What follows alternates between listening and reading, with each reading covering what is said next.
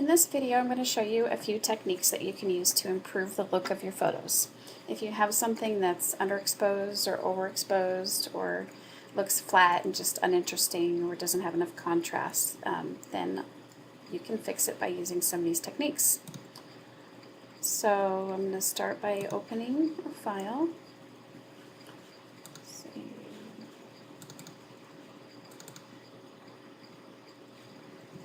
Now, the first thing I'm going to show you how to do is to clone an object. And you can use the clone tool to either add objects or take them away.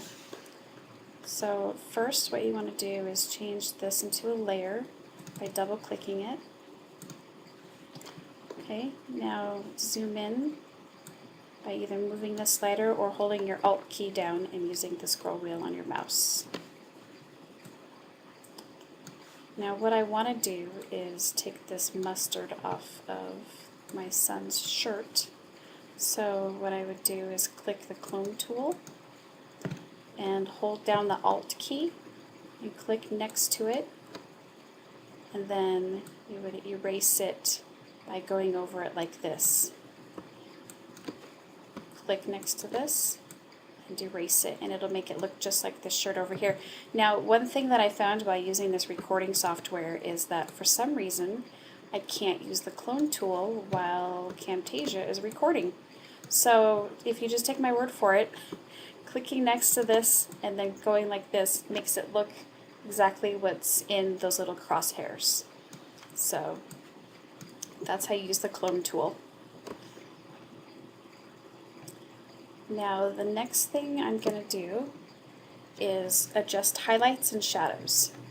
So to do that, we're going to go up to Image, Adjustments, Shadows and Highlights.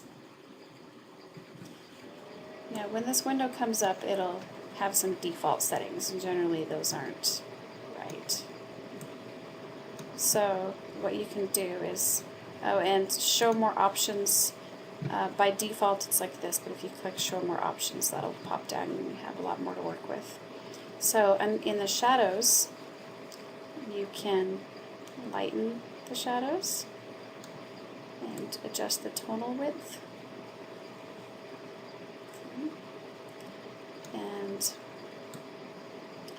you want to not overdo it on the shadows. And a way that you can make it look a little more natural is by bumping up the radius a bit.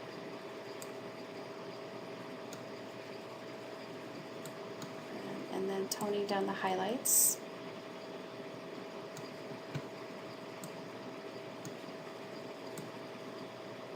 So what you can do is just mess around with these and figure out what you think looks best. And so there's mid-tone contrast. Moving it down takes away the contrast. Moving it up adds more contrast. That looks a little more natural. Okay. And of course you can save as defaults if that's what you want to do. And click OK. And there we've adjusted the highlights and shadows. So we have more detail in the dark areas and the lighter areas aren't quite so bright. Now the next thing I'm going to do is contrast. So to adjust contrast, you go Image, Adjustments, Brightness, Contrast. So brightness, I like to brighten it up a little bit because I plan on adding some vignetting around the edge. Give it a little more contrast, not too much, and click OK. Okay, so now that we've done contrast, I'm going to show you how to sharpen the image. Now, when we do pictures of people, generally you don't want to sharpen the whole thing, but maybe just want to sharpen their eyes or their mouth. So I'm going to show you how to do the eyes. I'm going to hold down Alt and use my scroll wheel to zoom in. And what I'm going to do is use lasso tool. Go around the eye. And then hold down the Shift key. If you hold down Shift while you draw around the other eye, then it will allow you to select both eyes. Okay, now to sharpen, we're going to go up to Filter, Sharpen, and Unsharp Mask. Now I usually put the threshold at about 3 and the radius at 3. Now the radius kind of depends on the resolution of your photo. If it's a really low resolution, you're going to want to move it down to about 1. And so then I adjust the amount, and as you can see right here, you can see the sharpness change as I go up. See, that's all the way, and that's all the way down. So go up just until it looks about right, not too unnatural.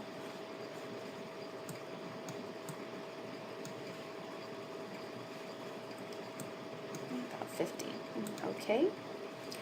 And now that you're done, you can hold down Control and D, and that's to deselect the eyes. Now we're going to do a selective focus. So I'm going to scroll back out. The selective focus is a pretty handy tool to use for when you want to keep one area in focus and blur the background. It makes a shallower depth of field. So the way you do that is to use the quick selection tool. And what you're going to do is draw around the area that you want in focus. Okay, and then when you're done with that, you're going to click on the Refine Edge button. And here you can choose what kind of backgrounds you want to see it on. I like to use on black. Now what you're going to do here is do the feathering, and what that does is it keeps it from having such a rough edge.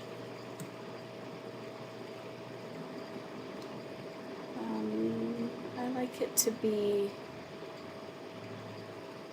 about 75.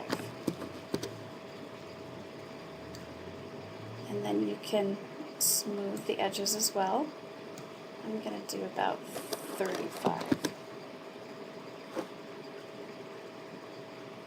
When you're done with that, you click OK. Okay, and then what you're going to do is save it as an alpha channel. So click on the Channels tab, and then click on this little box with the white circle inside. It's saving the selection as a channel. So it says Alpha 1. So we're going to go back to Layers, and I'm going to duplicate the background layer.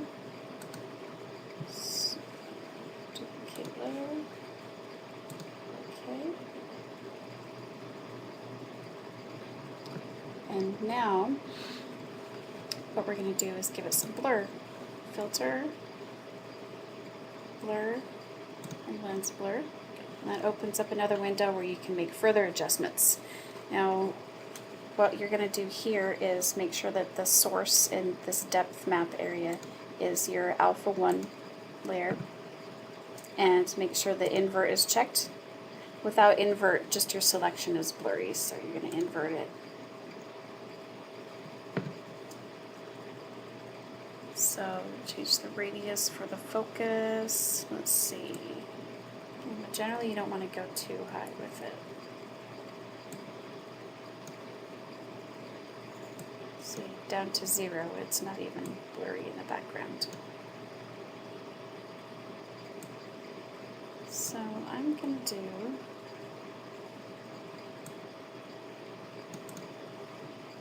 $10. Okay, and then you click OK. Okay, now that you're done, you can push Control D to deselect that part of his face. Right click over here to flatten image. And that part is done. That's how you do selective focus.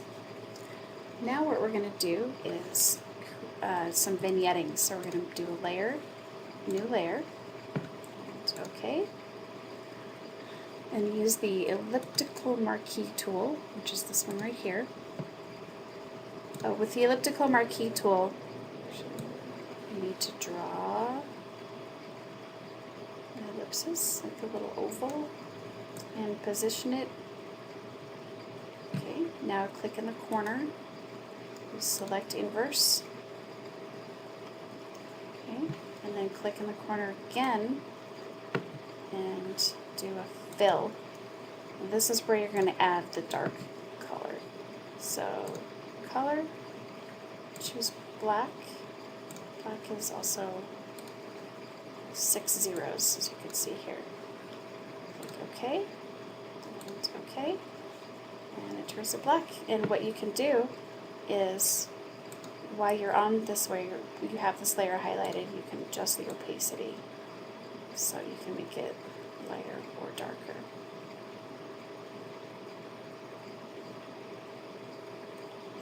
I try not to make it too dark. Okay. And again, Control D to deselect. Right click over here on one of these layers and flatten image. And you're done. That's quite an improvement.